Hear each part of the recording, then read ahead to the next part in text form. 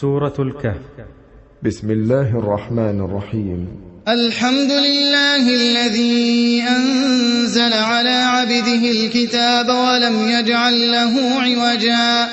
قيما لينذر بأسا شديدا من لدنه ويبشر المؤمنين الذين يعملون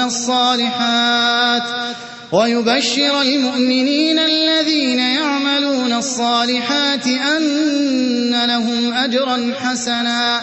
ماكثين فيه أبدا وينذر الذين قالوا اتخذ الله ولدا ما لهم به من علم ولا لآبائهم كبرت كلمة تخرج من أفواههم إن يقولون إلا كذبا فلعلك باخع نفسك على آثارهم إن لم يؤمنوا بهذا الحديث أسفا إنا جعلنا ما على الأرض زينة لها لنبلوهم أيهم أحسن عملا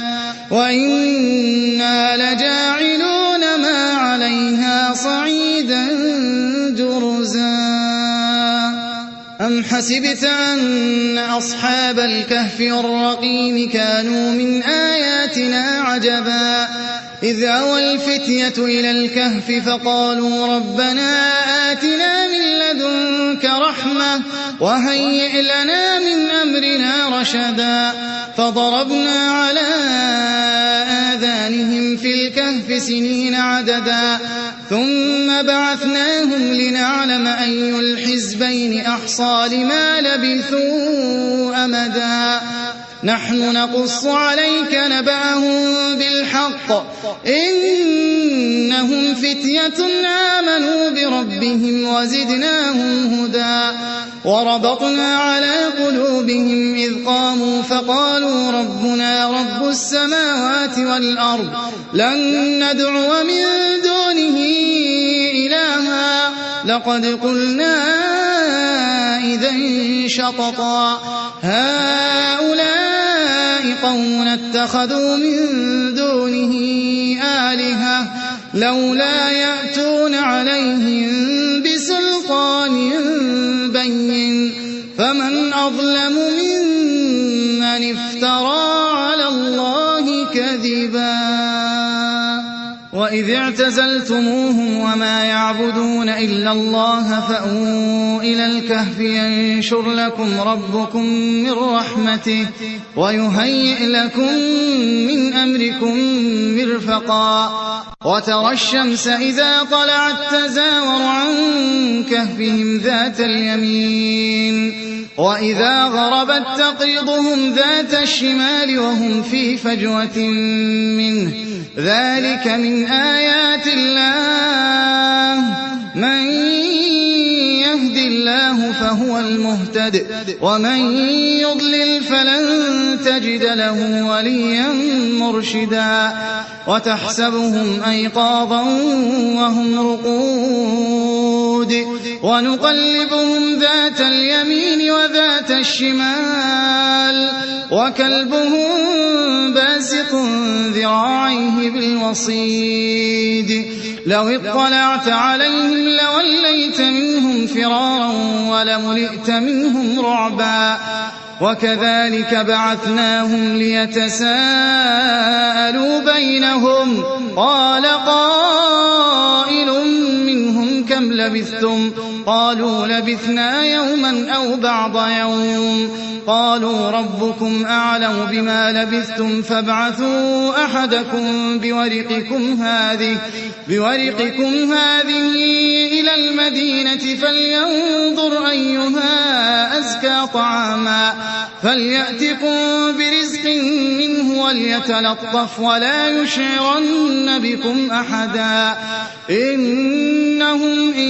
يظهروا عليكم يرجموكم أو يعيدوكم في ملتهم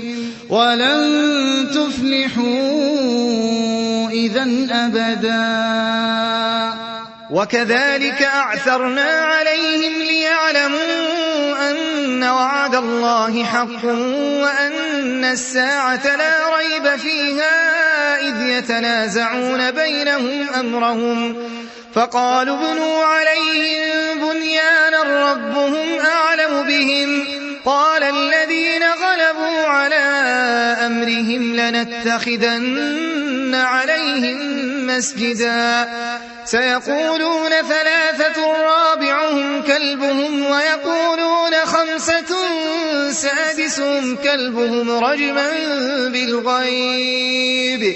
ويقولون سبعة وثامنهم كلبهم قل ربي أعلم بعدتهم ما يعلمهم إلا قليل فلا تمار فيهم إلا مراء ظاهرا ولا تستفت فيهم منهم أحدا ولا تقولن لشيء إني فاعل ذلك غدا إلا أن يشاء الله واذكر ربك إذا نسيت وقل عسى أن يهديني ربي لأقرب من هذا رشدا ولبثوا في كهفهم 300 سنين وازدادوا 9 قل الله أعلم بما لبثوا له غيب السماوات والأرض أبصر به وأسمع ما لهم من دونه من ولي ولا يشرك في حكمه أحدا واتل ما أوحي إليك من كتاب ربك لا مبدل لكلماته ولن تجد من دونه ملتحدا واصبر نفسك مع الذين يدعون ربهم بالغداة والعشي يريدون وجهه ولا تعد عيناك عنهم تريد زينة الحياة الدنيا ولا تطع من أغفلنا قلبه عن ذكرنا واتبع هواه وكان أمره فرطا وقل الحق من ربكم فمن شاء فليؤمن ومن شاء فليكفر إنا أعتدنا للظالمين نارا أحاط بهم سرادقها وإن يستغيثوا يغاثوا بماء كالمهل يشوي الوجوه بئس الشراب وساءت مرتفقا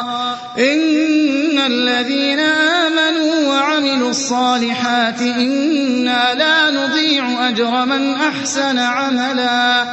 أولئك لهم جنات عدن تجري من تحتهم الأنهار يحلون فيها من أساور من ذهب ويلبسون ثيابا خضرا من سندس واستبرق متكئين فيها على الأرائك نعم الثواب وحسنت مرتفقا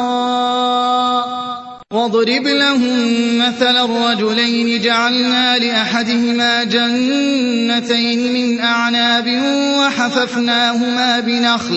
وحففناهما بنخل وجعلنا بينهما زرعا كلتا الجنتين آتت أكلها ولم تظلم منه شيئا وفجرنا خلالهما نهرا وكان له ثمر فقال لصاحبه وهو يحاوره أنا أكثر منك مالا وأعز نفرا ودخل جنته وهو ظالم لنفسه قال ما أظن أن تبيد هذه أبدا وما أظن الساعة قائمة ولئن رددت إلى ربي لأجدن خيرا منها منقلبا قال له صاحبه وهو يحاوره أكفرت بالذي خلقك من تراب ثم من نطفة ثم سواك رجلا لكن هو الله ربي ولا أشرك بربي أحدا ولولا إذ دخلت جنتك قلت ما شاء الله لا قوة إلا بالله إن ترني أنا أقل منك مالا وولدا فعسى ربي أن يؤتيني خيرا من جنتك ويرسل عليها حسبانا من السماء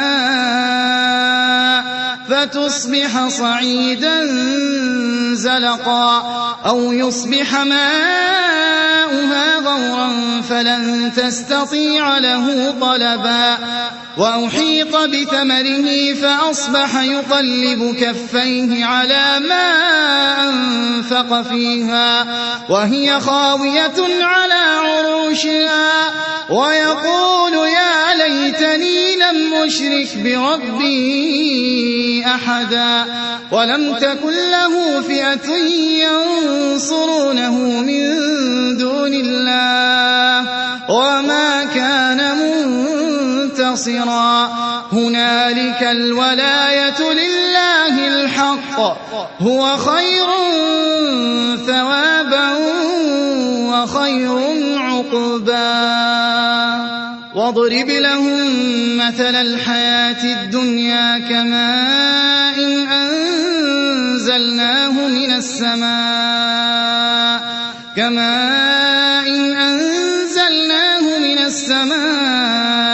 فاختلط به نبات الأرض فأصبح هشيما تذروه الرياح وكان الله على كل شيء مقتدرا المال والبنون زينة الحياة الدنيا والباقيات الصالحات خير عند ربك ثوابا وخير أملا ويوم نسير الجبال وترى الأرض بارزة وحشرناهم فلم نغادر منهم أحدا وعرضوا على ربك صفا لقد جئتمونا كما خلقناكم أول مرة بل زعمتم أن لن نجعل لكم موعدا ووضع الكتاب فترى المجرمين مشفقين مما فيه ويقولون يا ويلتنا ما لهذا الكتاب لا يغادر صغيرة ولا كبيرة إلا أحصاها ووجدوا ما عملوا حاضرا ولا يظلم ربك أحدا وإذ قلنا للملائكة اسجدوا لآدم فسجدوا إلا إبليس كان من الجن ففسق عن أمر ربه أفتتخذونه وذريته أولياء من دوني وهم لكم عدو بئس للظالمين بدلا ما أشهدتهم خلق السماوات والأرض ولا خلق أنفسهم وما كنت متخذ المضلين عضدا ويوم يقول نادوا شركائي الذين زعمتم فدعوهم فلم يستجيبوا لهم وجعلنا بينهم موبقا ورأى المجرمون النار فظنوا أنهم مواقعوها ولم يجدوا عنها مصرفا ولقد صرفنا في هذا القرآن للناس من كل مثل وكان الإنسان أكثر شيء جدلا وما منع الناس أن يؤمنوا إذ جاءهم الهدى ويستغفروا ربهم إلا أن تأتيهم سنة الأولين أو يأتيهم العذاب قبلا وما نرسل المرسلين إلا مبشرين ومنذرين ويجادل الذين كفروا بالباطل ليدحضوا به الحق واتخذوا آياتي وما أنذروا هزوا ومن أظلم ممن ذكر بآيات ربه فأعرض عنها ونسي ما قدمت يداه إنا جعلنا على قلوبهم أكنة أن يفقهوه وفي آذانهم وقرا وإن تدعهم إلى الهدى فلن يهتدوا إذن أبدا وربك الغفور ذو الرحمة لو يؤاخذهم بما كسبوا لعجل لهم العذاب بل لهم موعد لن يجدوا من دونه موئلا وتلك القرى أهلكناهم لما ظلموا وجعلنا لمهلكهم موعدا وإذ قال موسى لفتاه لا أبرح حتى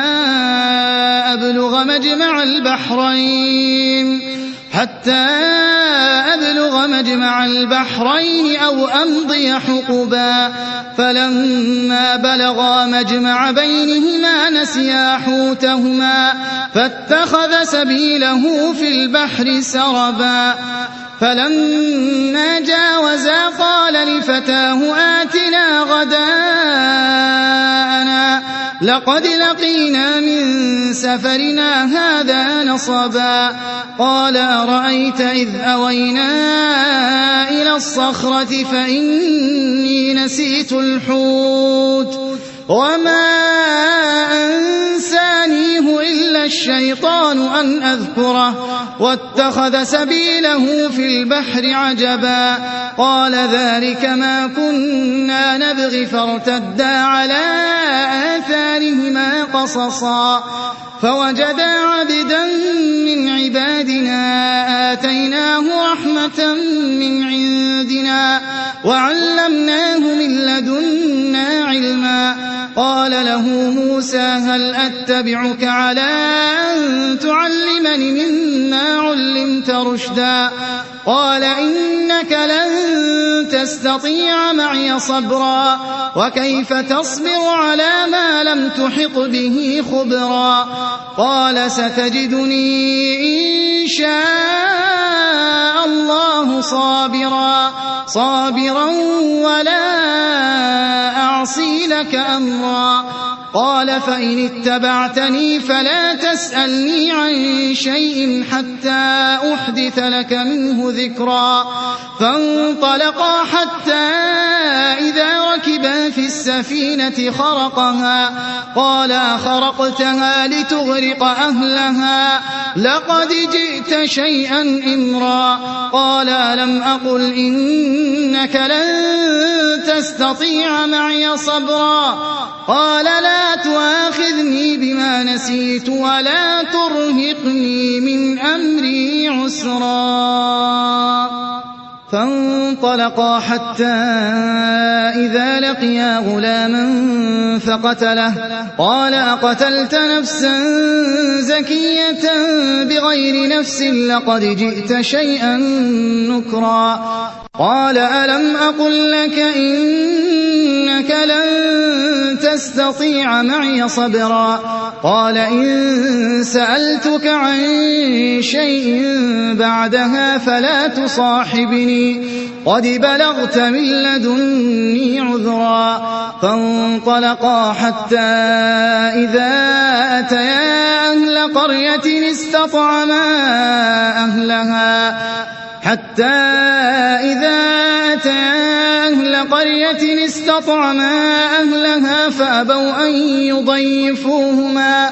فوجدا فيها جدارا يريد أن ينقض فأقامه قال لو شئت لاتخذت عليه أجرا قال هذا فراق بيني وبينك سأنبئك بتأويل ما لم تستطع عليه صبرا أما السفينة فكانت لمساكين يعملون في البحر فأردت أن أعيبها وكان وراءهم ملك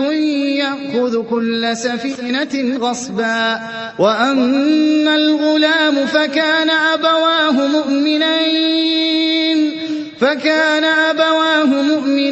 فخشينا أن يرهقهما طغيانا وكفرا فأردنا أن يبدلهما ربهما خيرا منه زكاة وأقرب رحما وأما الجدار فكان لغلامين يتيمين في المدينة وكان تحته كنز لهما وكان أبوهما صالحا فأراد ربك أن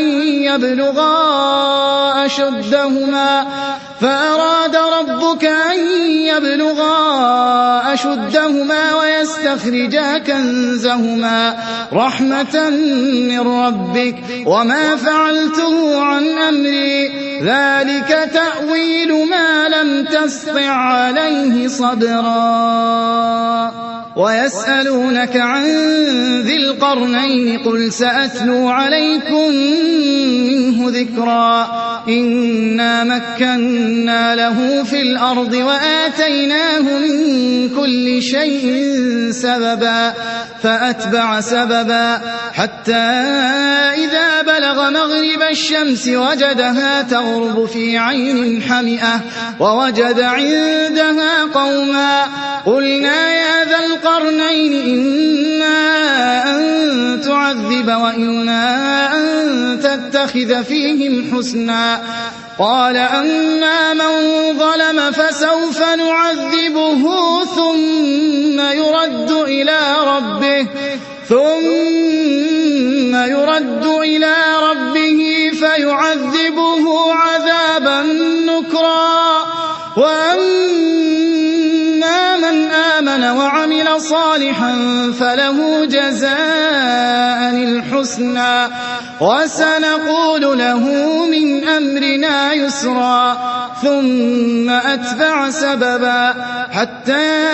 إذا بلغ مطلع الشمس وجدها تطلع على قوم لم نجعل لهم من دونها سترا كذلك وقد أحطنا بما لديه خبرا ثم أتبع سببا حتى إذا بلغ بين السدين وجد من دونهما قوما لا يكادون يفقهون قولا قالوا يا ذا القرنين إن يأجوج ومأجوج مفسدون في الأرض فهل نجعل لك خرجا على أن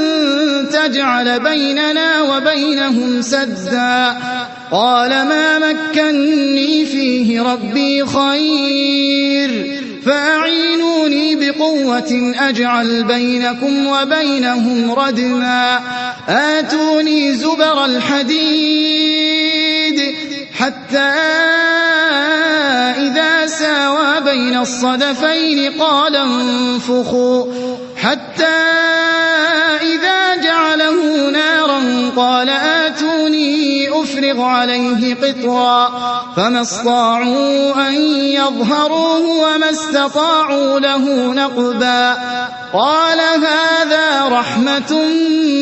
من ربي فإذا جاء وعد ربي جعله دكا وكان وعد ربي حقا وتركنا بعضهم يومئذ يموج في بعض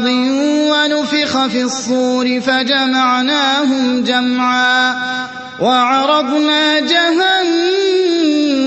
يومئذ للكافرين عرضا الذين كانت أعينهم في غطاء ذكري وكانوا لا يستطيعون سمعا أفحسب الذين كفروا أن يتخذوا عبادي من دوني أولياء إنا أعتدنا جهنم للكافرين نزلا قل هل ننبئكم بالأخسرين أعمالا الذين ضل سعيهم في الحياة الدنيا وهم يحسبون أنهم يحسنون صنعا أولئك الذين كفروا بآيات ربهم ولقائه فحبطت أعمالهم فلا نقيم لهم يوم القيامة وزنا ذلك جزاؤهم جهنم بما كفروا واتخذوا آياتي ورسلي هزوا إن الذين آمنوا وعملوا الصالحات كانت لهم جنات الفردوس نزلا خالدين فيها لا يبغون عنها حولا قل لو كان البحر مدادا لكلمات ربي لنفد البحر قبل أن تنفد كلمات ربي ولو جئنا بمثله مددا قل إنما أنا بشر مثلكم يوحى إلي أنما إلهكم إله واحد فمن كان يرجو لقاء ربه فليعمل عملا صالحا ولا يشرك بعبادة ربه أحدا